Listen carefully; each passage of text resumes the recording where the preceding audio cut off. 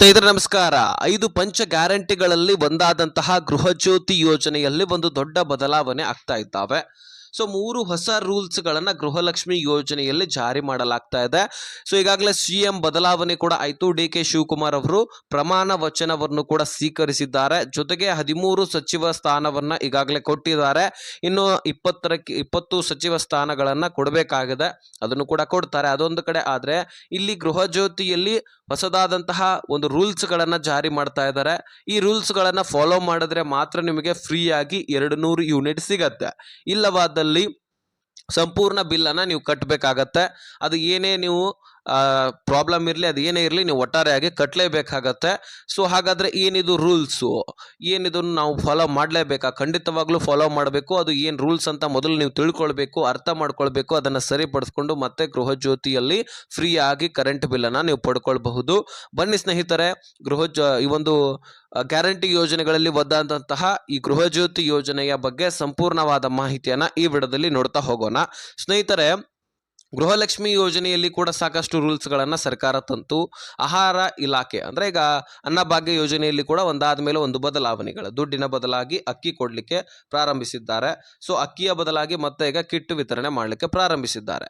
So ನಾನು ಯಾಕೆ ಹೇಳ್ತಾ ಇದ್ದೀನಿ ಅಂದ್ರೆ ಪ್ರತಿಯೊಂದು ಯೋಜನೆಯಲ್ಲಿ ಕೂಡ ಸ್ವಲ್ಪನಾದ್ರೂ ಬದಲಾವಣೆ ಮಾಡ್ತಾ ಇದ್ದಾರೆ ಅಂತ ಹೇಳ್ತಾ ಇದ್ದೀನಿ.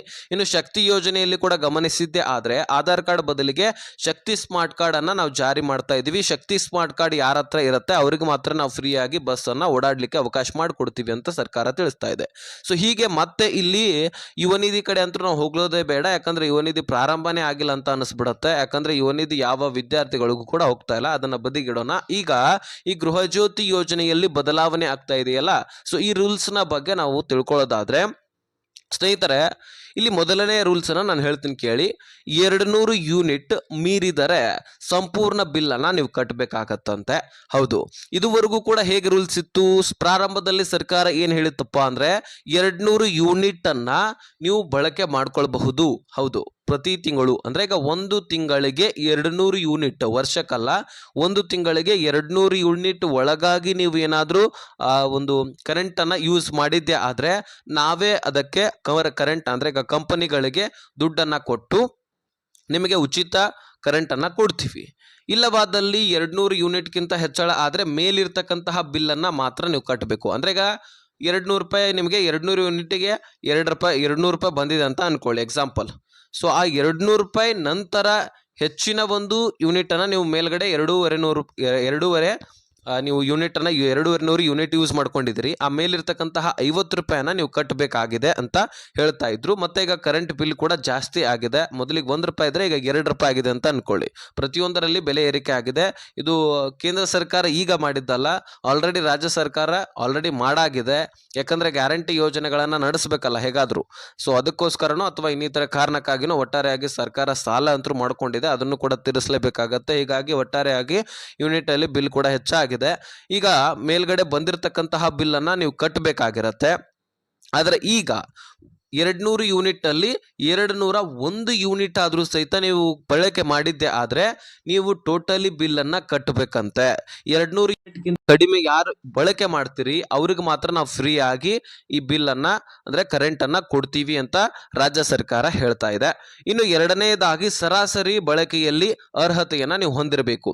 ಅಂದ್ರೆ 12 ತಿಂಗಳಿಗೆ ನೀವು ವಿದ್ಯುತ್ ಅನ್ನ ಎಷ್ಟು ಬಳಕೆ ಮಾಡ್ತೀರಿ ಅದರ ಆಧಾರದ ಮೇಲೆ ನಿಮಗೆ ವಿದ್ಯುತ್ ಅನ್ನ ಕೊಡ್ತಾರಂತೆ. ಸೊ ನೀವು ಹಾಗೆ ಸಿಕ್ಕಾಪಟ್ಟೆ ವಿದ್ಯುತ್ ಅನ್ನ ಯೂಸ್ ಮಾಡ್ತಾ ಹೋದ್ರೆ ಸರ್ಕಾರ ಬಿಲ್ ಕಟ್ಟಕ್ ಆಗಲ್ಲ. ಹಾಗಾಗಿ ನಾವು 200 ಯೂನಿಟ್ಗಿಂತ ಹೆಚ್ಚಿನ ಬಿಲ್ ಅನ್ನ ಯಾರು ಯೂಸ್ ಮಾಡ್ಕೊಳ್ತೀರಿ ಅವರಿಗೆ ಪೂರ್ತಿಯಾಗಿ ಬಿಲ್ ಕಟ್ ಮಾಡಬೇಕು. ಅದೊಂದು ಕಡೆ ಆದ್ರೆ ಇನ್ನು ಪೂರ್ತಿಯಾಗಿ 1 ವರ್ಷಕ್ಕೆ ಎಷ್ಟು ಬಿಲ್ ಅನ್ನ ನೀವು ಕಟ್ತೀರಿ ಮತ್ತು ಎಷ್ಟು ವಿದ್ಯುತ್ ಅನ್ನ ಬಳಕೆ ಮಾಡ್ತೀರಿ ಅದರ ಆಧಾರದ ಮೇಲೆ ನಾವು ಸರಾಸರಿಯನ್ನ ಮಾಡ್ತೀವಿ. 150ರಿಂದ 160ಕ್ಕೆ ಹೆಚ್ಚಳ ಆಗಿದ್ದೆ ಆದ್ರೆ ನೀವೇ ಆ ಬಿಲ್ ಅನ್ನ ಕಟ್ಕೊಳ್ಬೇಕಾಗತ್ತೆ ಪ್ರತಿ ವರ್ಷನೂ ಅಂತ ಇಲ್ಲಿ ಸರ್ಕಾರ ತಿಳಿಸ್ತಾ ಇದೆ. ಇನ್ನು ಹೊಸ ಮನೆಗಳಿಗೆ, ಮೂರನೇದಾಗಿ ಹೊಸ ಮನೆಗಳಿಗೆ ಕಡಿಮೆ ಯೂನಿಟ್ ಅನ್ನ ಕೊಡುವಂಥದ್ದು.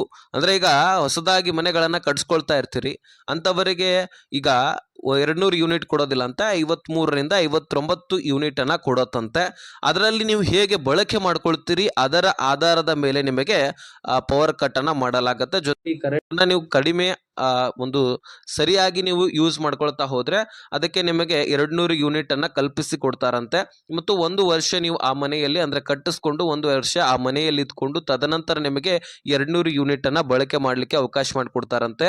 ಸೊ 200 ಯೂನಿಟ್ ಗಿಂತ ಹೆಚ್ಚಾಗಿ ನೀವು ಬಳಕೆ ಮಾಡಿದ್ರೆ ಮತ್ತೆ ನೀವೇ ಕರೆಂಟ್ ಬಿಲ್ ಕಟ್ಟಬೇಕು. 200 ಯೂನಿಟ್ ಅನ್ನ ನೀವು ಯೂಸ್ ಮಾಡಿ ಅಥವಾ ಅದಕ್ಕಿಂತ ಕಡಿಮೆ ಯೂಸ್ ಮಾಡಿದ್ರೆ ನಾವೇ ಕರೆಂಟ್ ಬಿಲ್ ಅನ್ನ ಕಟ್ತೀವಿ ಅಂತ ರಾಜ್ಯ ಸರ್ಕಾರ ಹೇಳ್ತಾ ಇದೆ. ಮತ್ತು ಆಧಾರ್ ಕಾರ್ಡ್ ಕೂಡ ಈ ಕರೆಂಟ್ಗೆ ಅಂದ್ರೆ ನೀವು ಈ ಗೃಹ ಜ್ಯೋತಿ ಯೋಜನೆಯಲ್ಲಿ ಲಿಂಕ್ ಮಾಡಿಸಿರ್ಬೇಕಂತ ರಾಜ್ಯ ಸರ್ಕಾರ ತಿಳಿಸ್ತಾ ಇದೆ. ಸೊ ಒಟ್ಟಾರೆಯಾಗಿ ಗೃಹ ಜ್ಯೋತಿಯಲ್ಲಿ ಸಾಕಷ್ಟು ಬದಲಾವಣೆ ಆಗ್ತಾ ಇದೆ. ಅದನ್ನ ನಾನು ನಿಮ್ಮ ಮುಂದೆ ಇಟ್ಟಿದ್ದೀನಿ. ಏನೇ ಪ್ರಶ್ನೆಗಳಿದ್ರು ಡಿಸ್ಕ್ರಿಪ್ಷನ್ ಅಲ್ಲಿ ಇನ್ಸ್ಟಾಗ್ರಾಮ್ ಲಿಂಕ್ ಇರುತ್ತೆ, ಅಲ್ಲಿಂದ ಮೆಸೇಜ್ ಮಾಡಿ ನಾನು ಖಂಡಿತವಾಗ್ಲೂ ರಿಪ್ಲೈ ಕೊಡ್ತೀನಿ. ಈ ವಿಷಯವನ್ನ ಆದಷ್ಟು ಎಲ್ಲ ಪ್ರಜೆಗಳಿಗೆ ಎಲ್ಲರಿಗೂ ಕೂಡ ಶೇರ್ ಮಾಡಲೇಬೇಕು. ಯಾಕಂದ್ರೆ ಪ್ರತಿಯೊಬ್ಬರ ಮನೆಯಲ್ಲಿ ಕರೆಂಟ್ ಇದ್ದೇ ಇರುತ್ತೆ. ಹಾಗಾಗಿ ಎಲ್ಲರಿಗೂ ಕೂಡ ಶೇರ್ ಮಾಡಿ.